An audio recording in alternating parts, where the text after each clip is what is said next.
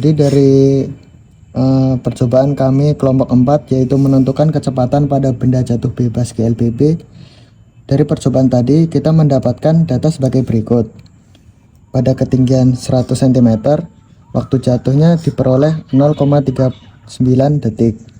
Pada ketinggian 120 cm, kita mendapatkan waktu jatuh di angka 0,44 detik. Pada ketinggian 140 cm, kita mendapatkan waktu jatuh di angka 0,69 detik. Di ketinggian 160 cm, kita mendapatkan waktu jatuh di angka 0,83 detik. Kemudian kita masukkan ke rumus kecepatan gerak vertikal ke bawah apabila diketahui waktunya.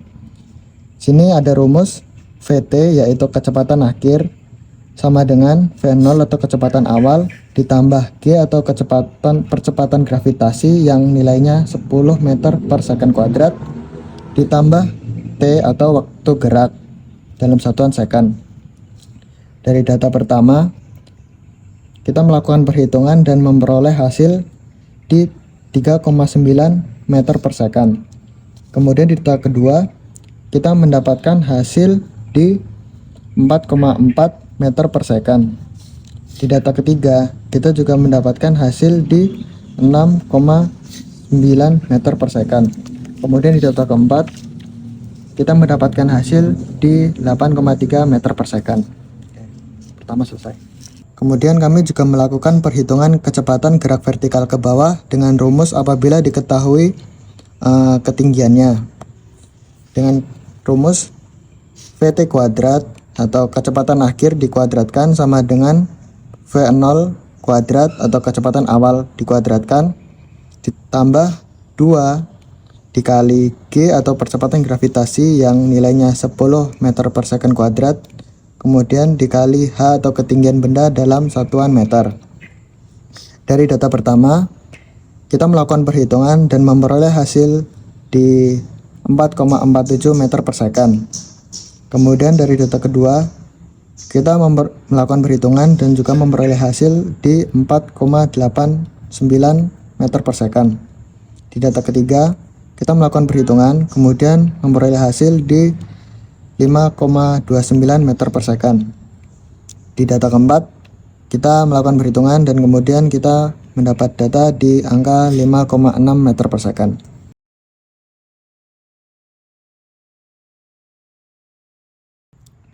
Dari data yang sudah kita hitung, kita mendapatkan selisih kecepatan dari data pertama sebesar 0,57 meter per second.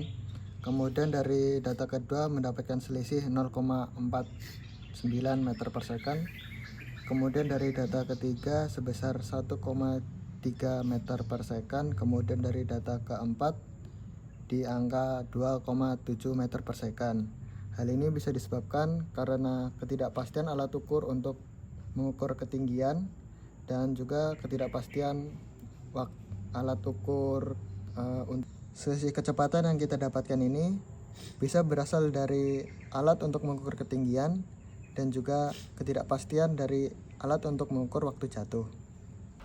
Untuk menentukan ketidakpastian kecepatan benda pada saat menyentuh tanah apabila diketahuinya waktu di udara, rumusnya adalah delta V sama dengan G kali delta T, yang dimana delta V pada data 1, data 2, data 3, dan data 4 adalah sama, yaitu delta V sama dengan 10 kali 0,05 yang hasilnya 0,5 meter per second. Untuk menentukan ketidakpastian kecepatan benda pada saat menyentuh tanah apabila diketahui ketinggian benda, menggunakan rumus delta V per V sama dengan setengah kali delta H per H. Pada data 1 dengan H sama dengan 1 meter, diperoleh delta V sama dengan 0,0011 meter per second. Untuk data kedua, dengan H sama dengan 1,2 meter, diperoleh delta V sama dengan 0,0010 meter per second. Untuk data ketiga dengan H sama dengan 1,4 M, diperoleh hasil delta V sama dengan 0,00009 meter per second.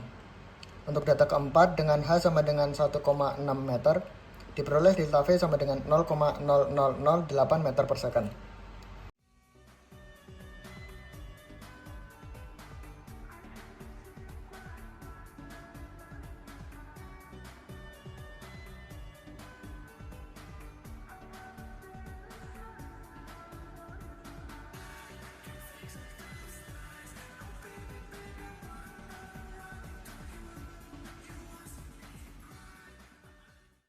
Audio Jungle.